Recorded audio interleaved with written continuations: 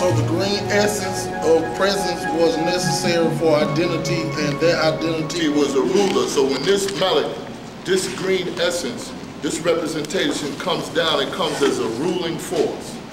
Go ahead. El Maluk, which is the third point in existence and the third attribute of Allah. Because you're talking about coming into existence, then coming into creation. See, creation comes from existence. So when it says it's a third point from existence, right? You're talking about when you explained early about the preceding coming from existence into creation. We're going to go to that. What it was saying, what the master teacher was saying at that point was that you have stages of triple darkness, and each stage is of 3. Once you step in existence, if we was to go to, let's go to page 15 real quick. I mean, not page 15, go to page 3 real quick. So I'll show you what I mean. You see at the bottom of page 3 where it says, Nuwapo means to convey a message that results in sound right reasoning. So there must be a conveyor and a listener of the message. In other words, if you're talking, you're giving a message, somebody got to listen to it. Okay, now the message is life. The conveyor is existence. Now there are 3 sets or triple darkness. The first set was what? Before light, before energy, and before what? Matter. Now at this third point coming out of existence, thus you get into the greenery because you're stepping into what we call today creation. And we're stepping into Malakut and we're giving an identification factor of green. How do you get green? You get green by combining yellow and what? Blue. So at this point, this Malakut had to come down so that you could recognize it. And he took on the components of the yellow, which is the sun, and the moisture of the water, and it produced green. But it also produced the green vitality of the body. The body is 70 to 80% of what? Water. But being that he came from a form of stages from existence to creation, you had to mark on what happened. This is what the master teacher is giving you by saying primary creation, secondary creation, and tertiary creation. Primary creation is coming from a form of gas station of 9 ether, right? Into 2 apertures split in half, kept together by zelis to produce an atom. Once that atom was produced, then it broke off into stages. The atom first was 1 cell, 1 electron, that was which we call hydrogen. It broke off into 2 and become 2 hydrogens and formulated helium. That's why they call helium H2. Helium burns back into hydrogen. Hydrogen burns back into helium. And with that continuous combustion caused the sun.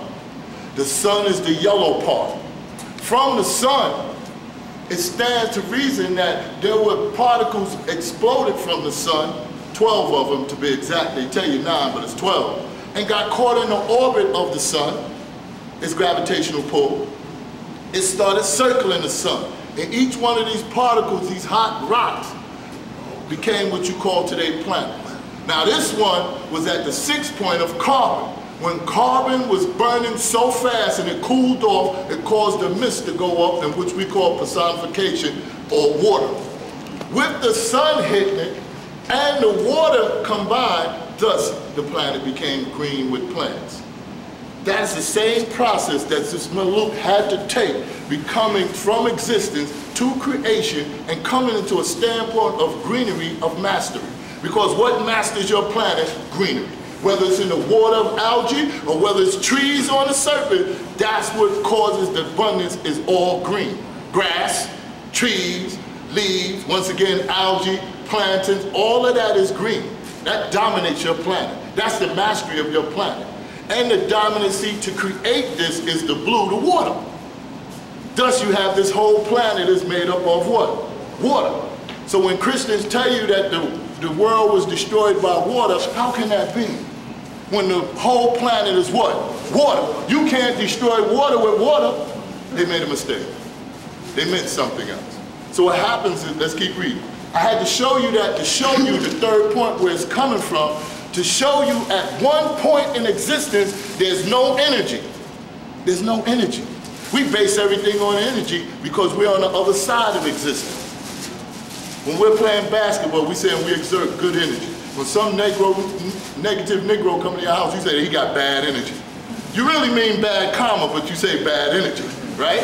So we base things on energy because we're on the other side of existence. We're on the other side of creation. Because remember, once again, in order to get to have a beginning where you make something, you had to take it from something. And you take a beginning from creation. And creation comes from existence. Okay? Keep reading. One will be El Ramun, Right? El Rahum, That's right. El Maluk, That's right. Michael Marduk, being the highest of all the rabbis of the Anunnaki. Because he became the ruler, the green one, Melech, became the ruler. So he's the highest of all the angelic beings. Go ahead. The Elohim, the crystal essence, which is the splendor of beauty. Because it has the multiples of colors. Light is a manifestation of energy, detectable, not speculated, but See, because you can see light, it's detectable, but not speculated. In other words, when you see light, and I see that light coming through that Venetian blind, if I stay in a certain room, I can see all the colors in that one light beam. I can see the dust too. I see all the particles. So I can see that it's detectable because light is made of particles. But it's speculative because it's constantly moving. It's always moving. It doesn't stay still. Because when the earth, when the sun is here, we revolve around it. So we don't get all the light beams. So with the earth not staying still, you don't get all the light at times. You get the shadow hours and sometimes you get the light. That's what it means by speculating.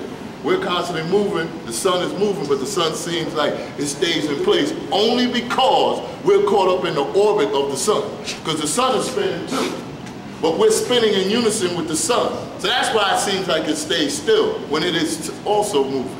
So thus we get it as we can detect the energy of the light, because we call it colors, red, yellow, and blue. But the light is always speculative.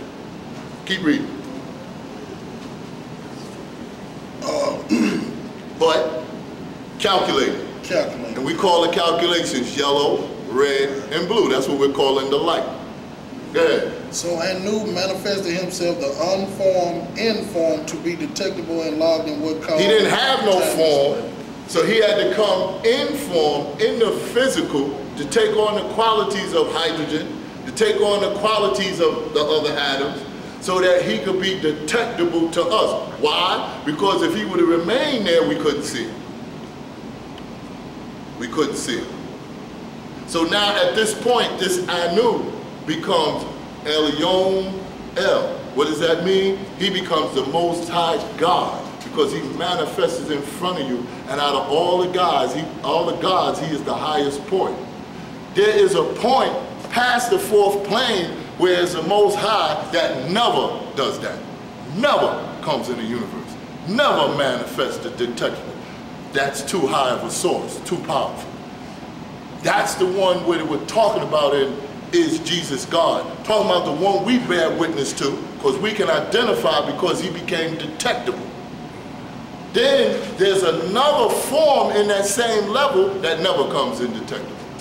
That you will, inshallah, bear witness one day. Why? Because remember, how did you come here? You came here as a thought. You are not a body. You took on a body. Here's what I mean. At one point, we were all pure mind. And all mind works on is the principles of thoughts. So when we came here as a thought. You get it? You came here as a thought. When you came here as a thought, you traveled down the planes and you took on certain identification factors and coming with that thought. You acknowledge what a spirit was. You acknowledge what coming through planes were. So when you came here as a thought, the thought manifested in a parent and became known as a spermosa.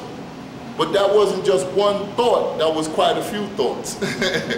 So there was 7,777,777. Why? Because if the thought was with you as a sperm, and we were all one sperm, then in each ejaculation, there's 7,777,777 sperm cells in each ejaculation. That's a lot of thoughts. And the thought was intellect because everybody knew where to go. You didn't have no stop sign saying the egg is around the corner, make a left and go. It wasn't like that. You knew by intellect of that thought process to go because you wanted to become alive in a body. So you knew where to go to the egg. You already had that. But you didn't know there was going to be 7 million others. So you did a heck of a race to get the tag to that egg to go into that egg. And women want to know why it hurt. Because he's trying to get in there before everybody else. You see that? So what happens is, as you manifest this as a thought, you took on the personification of all the atoms. By virtue of the fact, when a woman breathes in the air, she takes on the atoms and the ions of the air, and that helps her to manifest the body around this thought, around this thought, this spirit.